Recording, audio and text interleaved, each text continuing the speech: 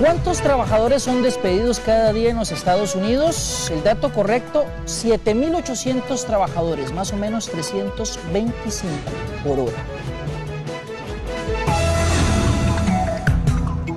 Bien, tenemos dos distinguidos invitados esta noche aquí en 7 días para hablar precisamente y profundizar en el tema de la crisis económica mundial. Por un lado me acompaña don Arnaldo Ortiz, él es economista y también gerente corporativo de imagen de Interbolsa.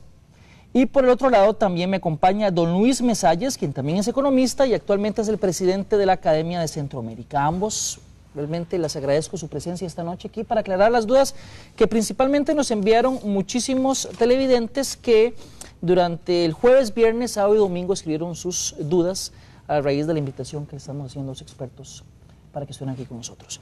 Empezamos con la primera de las dudas. Bueno, antes de empezar con las dudas de los televidentes, esta mañana precisamente estábamos conversando en la redacción de Telenoticias y sobre todo la posición de un compañero, Alexandre Otalora, nos llama mucho la atención. Él sostiene que la crisis como tal no existía realmente y lo que generó la crisis fue la expectativa de que iba a ocurrir algo malo. Quiero decir, como que fue un augurio que a su vez provocó que la gente entrara en pánico y generara la crisis. Entonces la primera consulta es, ¿existe realmente una crisis que pues a su vez está agravando o realmente no existía nada y fue la expectativa, el pánico, lo que la generó, don Arnaldo? No, efectivamente, la crisis se palpa desde hace, digamos, algunos años atrás.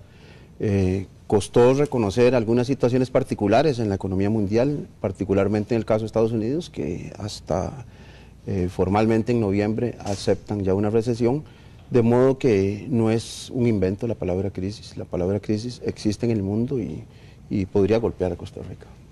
Creo que eso es, o sea, las crisis, hay que entender que eso es algo que se da, digamos, hay ciclos económicos que se llaman, las economías empiezan a crecer mucho y de repente se pueden venir abajo. Esta crisis yo creo que si uno se pone a ver viene muy dada por un exceso de consumo, o sea, la gente venía a nivel mundial consumiendo demasiado, demandando mucho y por eso, y la producción no daba abasto para tanto consumo. Por eso es que vemos precios de petróleo, precios de aceros, precios de alimentos que se fueron por las nubes y entonces tiene que venir una especie de crisis como estas para empezar a como que volver todo a su nivel.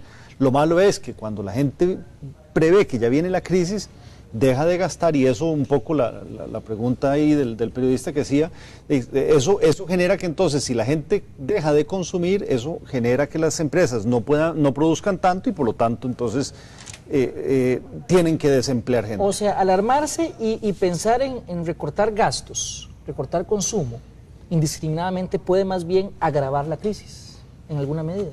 Sí, porque efectivamente se menciona que formas de enfrentar la crisis es precisamente buscando ese equilibrio entre cuánto es lo que tengo que consumir y qué parte también debo de ahorrar para estar preparado para enfrentar precisamente esa crisis, porque imaginemos que no todos estamos exentos de que vaya a ocurrir y la gente ocupará en algún momento de sus ahorros, de esa reserva que hizo, pues para enfrentar cualquier situación. El primer punto al que estamos concluyendo es que tiene que existir un equilibrio entre el consumo y el ahorro. No podemos ahorrarlo todo porque si no dejaríamos de consumir y otros sectores se verían afectados. Tampoco podemos consumir alegremente porque obviamente eso también agravaría la crisis. Vamos a la primera duda que nos planteó don Adrián Hernández. Él dice, ¿existe acaso la posibilidad de que las empresas transnacionales vuelvan sus ojos a Costa Rica para disminuir sus costos de operación? Eso pensando en que operen en otros países donde les salga más caro, les resulte más caro.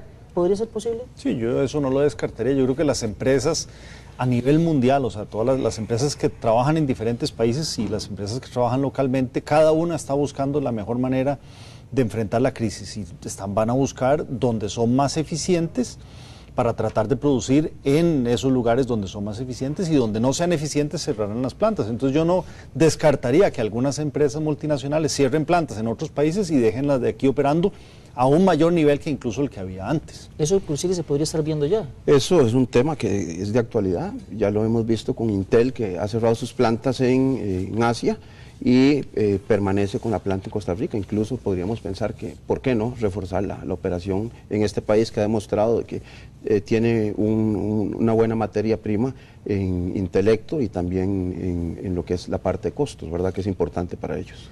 Nos escribe don Marco Antonio Rojas, dice, ¿qué impacto tendría la crisis económica en las instituciones del Estado? Y menciona la Caja Costarricense de Seguro Social, el ICE, el Ministerio de Educación Pública, acueductos y alcantarillados. Vemos en el reportaje que hay sectores que tal vez no se verían tan afectados por la crisis. Bueno, ya ha sido parte que habíamos mencionado anteriormente, el hecho de que las instituciones del gobierno, pues en este momento podrían estar más protegidas por la propia intención que tiene el gobierno y todos los anuncios que ha hecho con el Plan Escudo.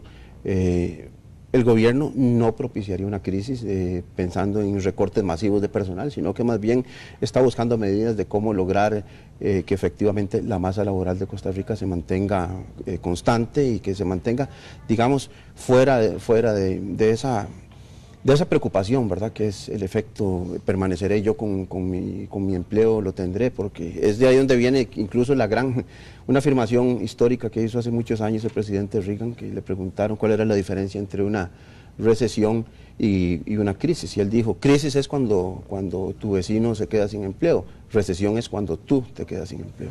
Entonces estamos pensando también, como lo decía el Plan Escudo, va a invertirse mucho en obra pública, o por lo menos esa es la idea que se planteó.